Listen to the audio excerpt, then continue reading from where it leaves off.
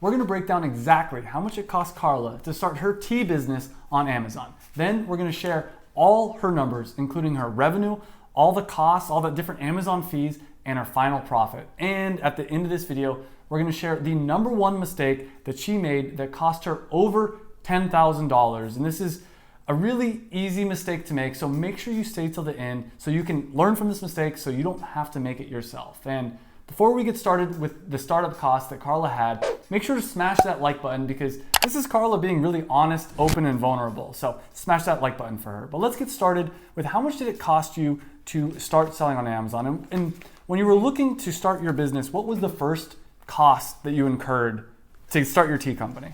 Yeah, so the first cost was really the legal side of the business.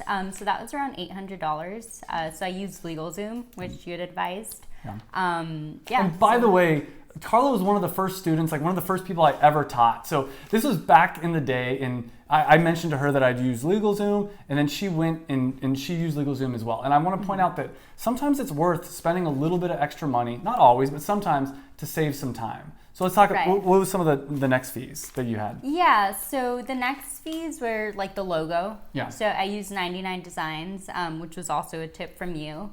So they had the contest, which was pretty helpful. So there were designers from literally all over the world who were competing to, create the best logo. So that was around 300. And this is another one of those things, I think it's worth spending a little bit more to have a high quality brand, to have a good logo. And 99 Designs, I'll put a link down below, it's a great way to do it. And what about packaging design? How much did you spend on your packaging design? Yeah, so that was another contest, and that was $300 too for the initial label. Gotcha. And then it was $100 after, For each different next products. product. Yeah. Yeah, and we'll talk about it later. She's released one product and then since released more products. So let's talk about manufacturing. How much did it cost you? A lot of people get samples. How much did it cost you to get samples from your manufacturer? Yeah, so samples were free. Okay. Because I had built that relationship with them. So they're very helpful. I think a lot of suppliers, manufacturers will be willing, depending on the industry and the product, be willing to give them for free. So. And was it hard for you to find a manufacturer? I would say doing the research was pretty difficult, but finding a list, you can find that online. So that part wasn't hard, but having to narrow down was a little difficult, but my suppliers are great, so it's worked out. And here's a really big tip. I'm not saying it's easy to find a manufacturer, but it's easier than most people think. And one thing that Carla did really well is she started calling the manufacturer, started emailing them, and that's how you're going to figure out who's a good manufacturer to work with. But Right. as far as finding the manufacturers, mostly searching on Google and some different lists online. Right. Yeah. Not too complicated. Let's talk about barcodes, because that's another thing a lot of people get tripped up on. Right. You need a UPC barcode if you're going to be selling on Amazon. How much did you spend on your barcodes? Yeah, so that was around $50 to start out. So yeah, I didn't use GS1, is that what they're called? Yep, GS1 is the official way, which I recommend for most people to do because Right. that's technically what you're supposed to do, but there are third-party resellers Right. and it works out a good percentage of the time, but I don't want to get yelled at if I give That's advice. fair. Yeah. Yeah, that's a good point. Let's talk about what were some other startup costs leading up to launching on Amazon? Yeah, so photography was one of them. So that was around $500. I do think photography is really important because that's, you're showing your product off, and I think sometimes paying a little bit more is worth it. And this is another thing I totally agree with on Carla is keep in mind when someone's buying something online, they can't hold it in their hand. They don't know what it's going to be like to own it. What Right. you need to do, you need to replicate that feeling that they're going to get of holding it in their hand, of they're going to get from actually owning the product. And spending a little bit of money on photography is worth it. I'll be honest, $500 is more than I've personally spent. And was that for not just the main image, but all the side images as well? Or? Yeah, it was for a ton of images. So. Who'd you go to get your photography? I used Upwork actually. Okay. Yeah, so it's very easy. Again, you have to narrow down the search, but you just reach out to people, you take a look at their portfolio, and there are a lot of talented people. And so then you just ship them the product basically? Yeah. So what about as far as trademark? That's another thing. Did you do that before you launched on Amazon or did you do that after? I believe it was about a month after I launched on Amazon, but I felt that it was important because the name was a little unique. So Right. it was I'd rather just trademark it. It was expensive because Yeah. I did it through LegalZoom, but it was very convenient. So Yeah. And this is one of those things for me personally. You don't need to go through. I didn't go through LegalZoom. I went through USPTO. I think it was around $275. So you can save money, but if you want to make sure that everything's easy, going through LegalZoom might help you out. And this is also an optional fee. You don't have to do that. Obviously, you launched before you had your trademark, but it does open you up to having enhanced brand registry and enhanced brand content. So there are some really good benefits to that. Right. Let's talk about production. So we've all these startup costs, and you haven't even produced a single unit yet. How much did you spend on your first production run? Yeah, so that was $1,000, which is pretty low for a first reasonable run. Yeah. So again, this goes back to suppliers. Just find someone who has like low MOQs or no MOQs, like minimum order quantities. So yeah, it was $1,000. And I think you're going to see throughout this, I think a lot of what Carla did was absolutely genius. She didn't buy $10,000 worth of product. She bought $1,000 worth of product to test out the market and to make sure that people like the flavor, to make sure that there actually is a customer base. So in total, all the different costs, how much did you spend to start your Amazon business up? I would say close to $5,000.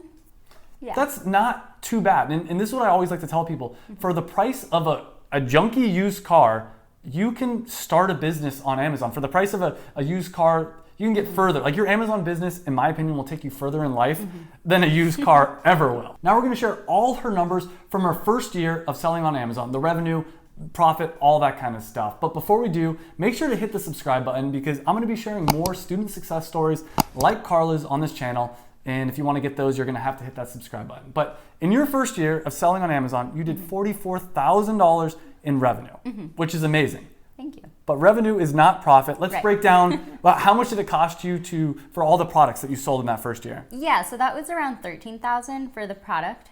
And then as far as the next fee that a lot of people forget about is the selling fee, the 15% fee. Just to sell on the Amazon platform, they charge 15% of whatever your revenue. How much was that for you? So that was around $6,000. Another fee that Amazon charges that I think is totally worth it is the FBA pick and pack fee. And this is the fee when you send your product into the Amazon warehouse and you get a sale, Amazon picks it from the warehouse and ships it out to the customer, which, how much did you spend on that? For the FBA? Yeah. That was around $8,000. And keep in mind the 15% selling fee and the FBA fee, I know it sounds like a lot of money, and Carla and I have talked about this, but I think that it's worth it because it makes it so your business, your Amazon business, is relatively automated. Like you didn't have to go to the post office. Exactly. And what about other Amazon fees? Because there's things like receiving fees, there's storage. Yeah, the returns, How much did you spend on those other fees? I believe that was around $800. Okay. Yeah. So that's not too bad. A lot of people come to me and they ask me, how much is storage going to be? And it's a pretty small percentage of your revenue. Right. The last fee I believe that you had, the last cost you had was Amazon PPC. How much did you spend on Amazon PPC and was it worth it? Like, what are your thoughts? Yeah, so for the first year, it was $1,200. Okay. I would say I was mostly trying it out. Yeah. So it was worth it. And as far you spent that $1,200, did you get enough sales to did you get enough sales to cover the cost? Yeah, of the PPC? I would say it was like net. Yeah. Yeah. Okay. And that's actually really good. You got to keep in mind, this is your first time ever doing PPC. Right. Yeah. So to break even and spending $1,200 and break even is absolutely. I think Amazon PPC is one of the best marketing tools, especially for physical products that there is right now. So, and Carla actually launched this product in 2018, September 2018. Yeah. Let's go. So you had a second year too. Let's break down your second year sales. In your second year, you did around $80,000 revenue. Yeah. Yep. Yeah. How much were all your additional costs for year number 2? Yeah, so it was around $27,000 for the product. Okay. And then it was, I believe, around $8,000 for the selling fee. Okay. And then around $16,000 for the FBA fee. Gotcha. And we obviously Amazon PPC. Did you spend any money on Amazon PPC year 2? Yeah. So year 2, I had twice the amount of products, so that was around $3,800 for PPC. And how did you do on PPC year 2? Was it a little bit better? I would say better. Okay. Yeah, and that's the big thing. It's like to break even on something like this, and you get better. Like you learn from the data. And I know when I first was doing PPC, I tried out a lot of different keywords. Some of them give you a 10x return on ad spend, and some you lose all your money. And so you turn off the ones that lose money, and you double down on the ones that are making money. Right. So in year 2, what was the total profit that you did? It was around $23,000.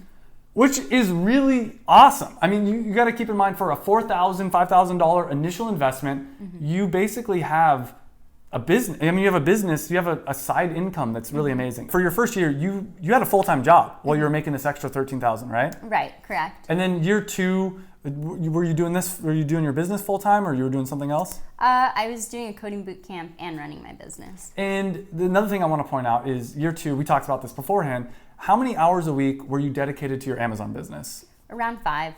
5 hours a week. So total throughout the year, for her second year, she probably spent about 250 hours on her Amazon business, which if you do the math, she's making $100 an hour on her Amazon business, doing something that she loves. And this is something we haven't talked about yet is, and we're going to get to the biggest mistake that you made that cost you over $10,000 in just a minute here. But I want to point this out is, let's talk about your product a little bit, because it's a product that you were actually passionate about, which I think is so important. How did you come up with the idea? Yeah, so pretty much the product is herbal blends that are helpful for autoimmune symptoms, and it's specifically for the autoimmune diet. So it's called the AIP diet, which is pretty well known, but there was no like herbal product out there for this diet because there are a lot of ingredients that you can't have that will just like worsen symptoms or, you know, cause more inflammation. So yeah, it wasn't out on the market, and I wanted it for myself really, and for family members and friends who have autoimmune conditions as well. And so I decided to start it. And one startup cost we forgot to mention, you're not an expert herbalist, you're not an expert at any of this, but you're someone that's very passionate about it.